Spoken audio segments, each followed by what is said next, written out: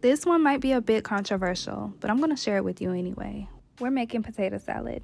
I like to start with 2 medium to large size russet potatoes. I'm the only person in my family who eats it, so this serves about 2 to 3 people. Now for every 2 potatoes, I like to use 1 egg, okay? And then along with that, I like to throw in some red onion along with some celery. How much you choose to use is up to you. I also am going in with some dill relish. I know some people prefer sweet relish. I personally like dill. And then I'm also going in with some classic yellow mustard. Dijon if you like more of a texture, but I don't, so this is cool. And then I'm going in with some Duke's mayo. Y'all know this is my favorite. I don't even have to explain it. And then along with that, I also have some seasonings off to the side. The measurements will be in the description box, but this is just some sugar, some salt, black pepper, onion powder, garlic powder, and some paprika for color. Now that the ingredients are out of the way, we're going to go ahead and start boiling our water. While that's coming to a boil, let's go ahead and cut the potatoes. I've already done one, but just to show you the size that I like for my potatoes to be, I'm going to go ahead and show you here. So I'm just peeling all of the skin completely off the potato. And you'll see that I do go in and get rid of any of the imperfections from the potato. So those little pieces, you see it? Yeah, just like that. I go in and just remove all of that from the potato and I cube it to my desired size.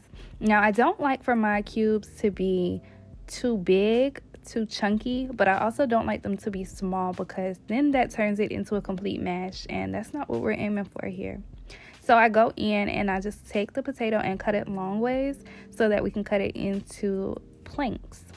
And this will make it so much easier when we go in to cube our potato, because now you're not dealing with the wonky shaped potato. It's flat, it's easy.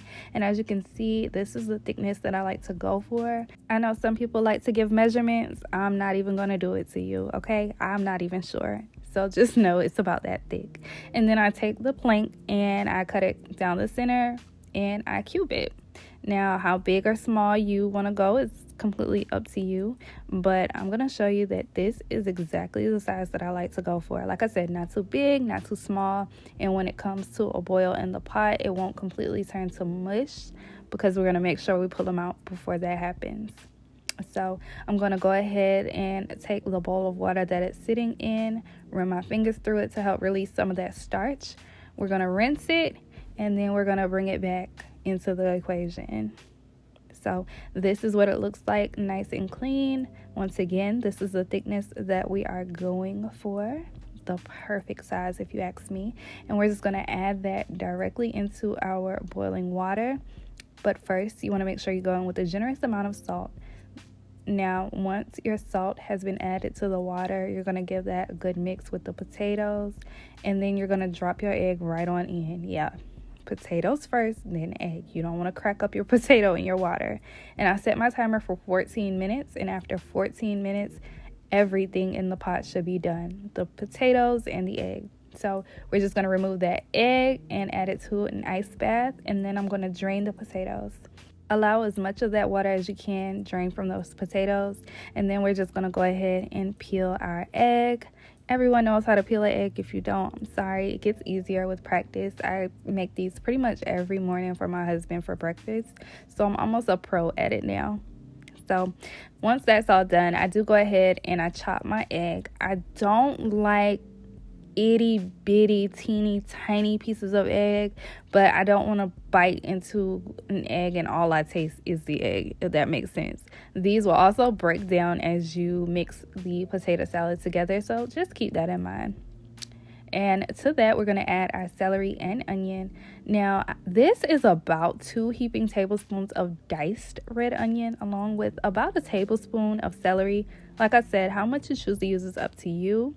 This is half a tablespoon of relish, and this is where the mistake came in.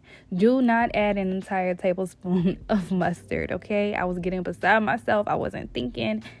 Go in with half a tablespoon. And in total, I went in with about half a cup of mayo along with those seasonings. Now, the mayo, which I should have done with the mustard, I started with a small amount and then added more.